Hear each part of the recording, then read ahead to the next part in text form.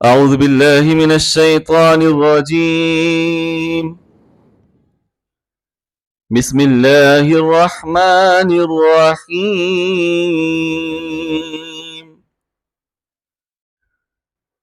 كيف تكفرون بالله وكنتم أمواتا فأحياكم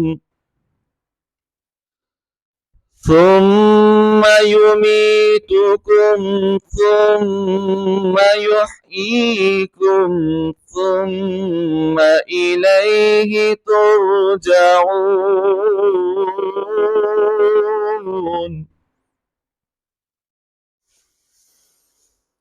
هو الذي خلق لكم ما في الأرض جميعا ثم استوى إلى السماء فسواهن سبع سماوات وهو بكل شيء عليم. صدق اللہ العظیم. سورۃ البقرہ کی آیت نمبر 28 اور 29 کی تلاوت ہم نے سماعت کی. اللہ تعالیٰ نے ان آیات طیبات میں ارشاد فرمایا، تم کیسے اللہ کے منکر ہو سکتے ہو حالانکہ تم مردہ تھے تو اس نے تمہیں پیدا کیا، پھر وہ تمہیں موت دے گا، پھر تمہیں زندہ کرے گا، پھر اسی کی طرف تمہیں لوٹایا جائے گا. وہی ہے کہ جس نے جو کچھ زمین میں ہے سب تمہارے لیے بنایا، پھر اس نے آسمان کے بنانے کا قصد فرمایا تو ٹھیک 7 آسمان بنائے، اور وہ ہر شے کا خوب علم رکھتا ہے. مشرکین مکہ قیامت کا انکار کرتے تھے. وہ یہ کہا کرتے تھے کہ جب ہم ایک مرتبہ مر جائیں گے تو مرنے کے بعد دوبارہ اٹھنا نہیں ہے. قیامت کا انکار کرتے تھے، مرنے کے بعد دوبارہ زندہ ہونے کا انکار کرتے تھے. جب نبی مکرم صلی اللہ علیہ وسلم نے ان کو قیامت کے بارے میں ارشاد فرمایا اور یہ بتایا یہ قیامت قائم ہوگی اس دنیا میں، جس نے جو بھی عمل کیا ہے قیامت کے دن رب کی بارگاہ میں پیش ہو کر اس کو جواب دہ ہونا پڑے گا. یہ ایک نئی بات تھی ان کے لیے. انہوں نے اس کا انکار کیا کہ یہ کیسے ہو سکتا ہے کہ جب ہم مر جائیں گے، مرنے کے بعد ریزہ ریزہ ہو جائیں گے، بکھر جائیں گے ہواؤں کے اندر، پھر ہمیں کون زندہ کرے گا اور ہم دوبارہ کیسے زندہ ہوں گے؟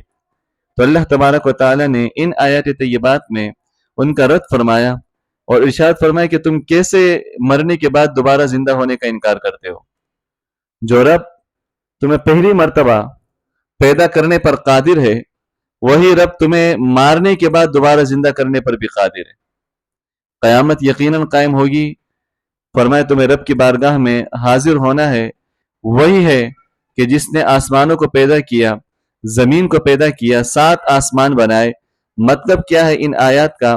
فرمایا جو رب آسمانوں اور زمین کو پیدا کرنے پر قادر ہے، بغیر ستونوں کے آسمان کو قائم کرنے پر قادر ہے، وہ رب جو اتنی وسیع و عریض زمین کو پیدا کرنے پر قادر ہے. اے انسان تو چھوٹی سی چیز ہے، ایک قطرے سے پیدا ہونے والا انسان. اللہ تبارک و تعالیٰ فرماتے تیری حیثیت کیا ہے؟ جب میں آسمانوں اور زمین کو پیدا کر سکتا ہوں تو تجھے بھی مارنے کے بعد دوبارہ پیدا کر سکتا ہوں. ہر چیز جب پہلی مرتبہ بنائی جائے تو بنانا مشکل ہوتی ہے، ایک مرتبہ بن جائے، بننے کے بعد دوبارہ اس کو بنانا یہ زیادہ آسان ہوتا ہے. میرے رب کے لیے پہلی مرتبہ بھی انسانوں کو پیدا کرنا آسان تھا، دوسری مرتبہ بھی میرے رب کے لیے انسانوں کو پیدا کرنا آسان ہے. اسی طرح ارشاد فرمائے وَهُوَ بِكُلِّ شَيْءٍ عَلِيمٌ، اور وہ ہر شے کے بارے میں جاننے والا ہے. یعنی جب مشرکوں نے یہ کہا کہ جب ہم مر جائیں گے، ریزہ ریزہ ہو کر بکھر جائیں گے، مختلف ذرات میں تقسیم ہو جائیں گے، کئی سمندروں کے اندر، ہواؤں کے اندر، تو ہمیں کون زندہ کرے گا، کون جمع کرے گا؟ اللہ تعالیٰ نے فرمایا وَهُوَ بِكُلِّ شَيْءٍ عَلِيمٌ، وہ ہر شے کے بارے میں جاننے والا ہے. اسے پتہ ہے کہ کس کا ذرہ کس مقام پر ہے. فرمایا اس ذرے کو اس مقام سے اٹھا کر دوبارہ جوڑ کر پیدا کر دے گا. یہاں پر ایک حدیث مبارکہ سماعت کرتے جائیں. بخاری شریف کی حدیث ہے.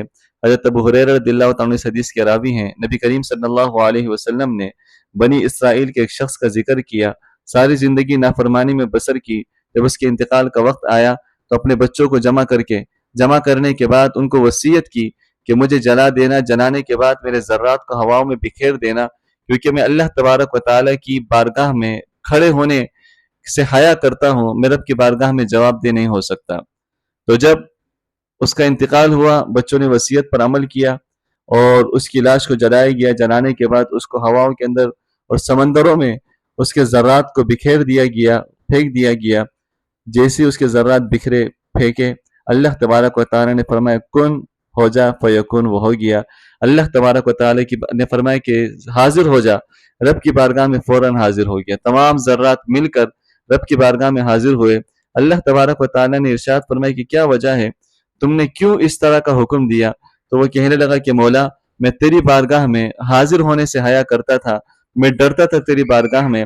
اللہ تبارک و تعالیٰ نے فرمایا کہ ساری زندگی نافرمانی میں گزری، لیکن ایک لمحے کے لیے تیرے دل میں میری حیا تو آئی، میرا خوف تو آیا۔ اللہ تبارک و تعالیٰ نے فرمایا کہ وہ جو ایک لمحے کے لیے تیرے دل میں میرے خوف آیا تھا، اس خوف کی وجہ سے میں نے تیرے گناہوں کو بخش دیا، تجھے معاف کر دیا۔ تو اللہ تبارک و تعالیٰ قادر ہے، وہ چاہے تو ایک ہی لمحے کے اندر ذروں میں بکھرے ہوئے انسان کو دوبارہ پیدا کر سکتا ہے۔ وہ بکل شیء علیم، وہ ہر چیز کے بارے میں جاننے والا ہے۔ یہاں پر ہمارا رکوع بھی مکمل ہوا۔ اللہ تبارک و تعالی ہمیں قرآن کریم صحیح معنوں میں پڑھنے، سمجھنے، اس پر عمل کرنے، دوسروں تک اس کے پیغام کو پہنچانے کی توفیق عطا فرمائے۔ وما علینا الا البلاغ المبین۔